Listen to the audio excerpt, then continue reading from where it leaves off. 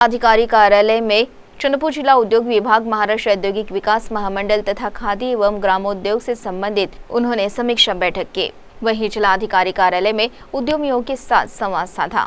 इस समय उन्होंने Chandrapur MIDC infrastructure के बारे में कहा कि 65 करोड़ का इंफ्रास्ट्रक्चर मंजूर कर आज मैं चंद्रपुर में आया हूँ। चंद्रपुर के इंफ्रास्ट्रक्चर को 65 करोड़ रुपए देने का भी निर्णय लिया गया है। आता मी असं म्हटलं होतं की मी ज्या बैठका घेतलेल्या आहेत त्याच्यामधनं चंद्रपूरच्या उद्योजकांसाठी भरीव काहीतरी मी करून जाणार आहे आणि त्याची मागणी देखील विशेषतः आमचे तुमाणे साहेब असतील, किरण पांडवजी असतील, मनीषाताई इथे संपर्क प्रमुख आहेत, त्यांनी देखील माझ्या कानावर घातलं होतं आणि त्यांनी सांगितल्यानंतर मला साहेबांनी इथे व्हिजिट करायला सांगितले, शिंदे साहेबांनी, आणि त्याच्यात आम्ही काही अतिशय धोरणात्मक निर्णय घेतलेले आहेत। उद्योजकांची अशी एक मागणी होती की गडचिरोली, चंद्रपूर आणि नागपूर याच्यामधला इन्सेंटिव्हचा जो फरक आहे तो 100% चंद्रपूरचा होता, 80% चंद्रपूरचा होता, 100% गडचिरोलीचा होता।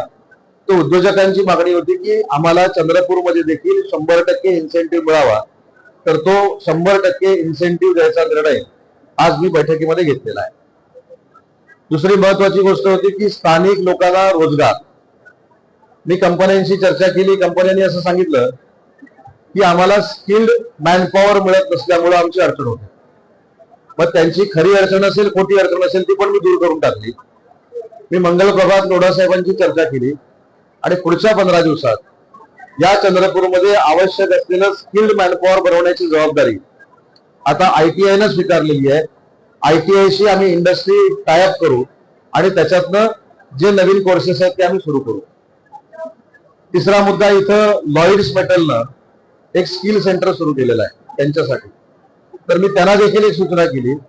आपल्याकडे जे 2 दावोसला एमओयू झालेले प्रोजेक्ट आता सुरू होत आहेत त्यांना मॅनपॉवर काय लागणार आहे ह्याचं ट्रेनिंग देखील त्यांनी त्यांच्या स्किल सेंटरमध्ये दिलं गेलं पाहिजे, अशा पद्धतीच्या मी सूचना केलेल्या आहेत।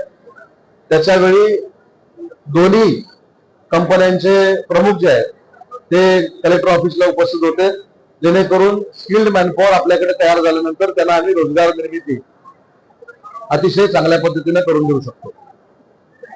माजी मंत्री, अर्थमंत्री सुधीरभाऊ मुनगंटीवार साहेबांनी एक मागणी केलेली आपल्याला माहित असेल, कोंबुर्णा एमआयडीसी। तर मला आज मनापासून सांगताना आनंद होतोय की मी मागच्या वेळी जे दिलेलं आश्वासन होतं ते आम्ही पूर्ण केलंय। 67.67 हेक्टर जमीन ही एमआयडीसीच्या ताब्यामध्ये आलेली आहे। त्याच्यामध्ये रोड, रस्ते आणि पाणी हे करण्याच्या सूचना मी दिलेल्या आहेत। भविष्यामध्ये त्या ठिकाणी ट्रायबल क्लस्टर करता येईल का, किंवा पितळेवर आधारित काही उद्योग सुरू करता येतील का, किंवा ब्रांचवर आधारित काही उद्योग सुरू करता येतील का, हा आमचा तिथं प्रयत्न राहणार आहे। दुसरं, आपल्याला माहिती आहे की सुधीर भाऊनीच एक विधानसभेमध्ये मला प्रश्न विचारला होता इन्फ्रास्ट्रक्चरचा, चंद्रपूर एमआयडीसीला तुम्ही इन्फ्रास्ट्रक्चर कधी देणार आहे? तर ते 65 कोटीचं इन्फ्रास्ट्रक्चर मंजूर करून आज मी चंद्रपूरमध्ये आलेलो आहे। येत्या 2 ते 3 महिन्यामध्ये त्याचं टेंडर होईल आणि चंद्रपूरच्या इन्फ्रास्ट्रक्चरला देखील आम्ही 65 कोटी रुपये देण्याचा निर्णय घेतलाय।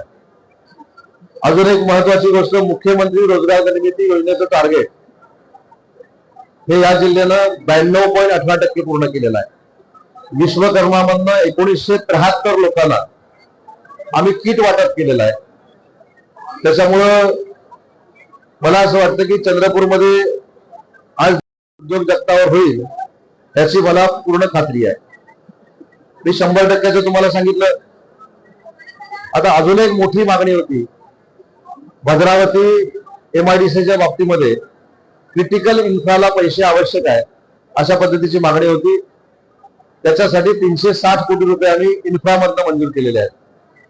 त्यातले 90 कोटी एमआयडीसी देणार आहे, 90 कोटी मायनिंग मधनं आम्ही घेणार आहोत आणि 181 कोटी शासन देणार आहे।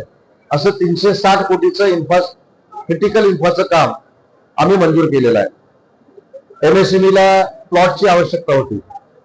अजून एक महत्वाची बाब आहे की कायम प्रश्न जो मला विचारला जातो की अनेकांना आम्ही प्लॉट दिले, तुम्ही किती काढून घेतले? 200 प्लॉटना आम्ही नोटिसेस दिलेल्या होत्या, 67 प्लॉट आम्ही काढून घेतलेले आहेत। त्याच्यातले 18 प्लॉट आमच्या ताब्यात आलेले आहेत आणि ते 18च्या 18 प्लॉट आम्ही आज एमएसएमईला द्यायचा निर्णय घेतलेला आहे। त्याच्यामुळे हा एक धोरणात्मक निर्णय घेतला। आणि ज्या काही गोष्टी आमच्या कदाचित अधिकाऱ्यांकडनं अनावधानानं इंडस्ट्रियलिस्टला सांगायचं राहिलं असेल त्या देखील मी सांगितल्यात. आणि त्यातली महत्वाची गोष्ट बीसीसीच्या बाबतीमध्ये त्यांचा जो गैरसमज होता तो आम्ही दूर केलाय. आणि MSMEला आता जिथं जिथं ऍक्विएशन होईल त्या ऍक्विएशन मधली 20% जागा ही फक्त MSME साठी राखीव ठेवण्याचा निर्णय हा अख्ख्या महाराष्ट्रामध्ये घेतलाय.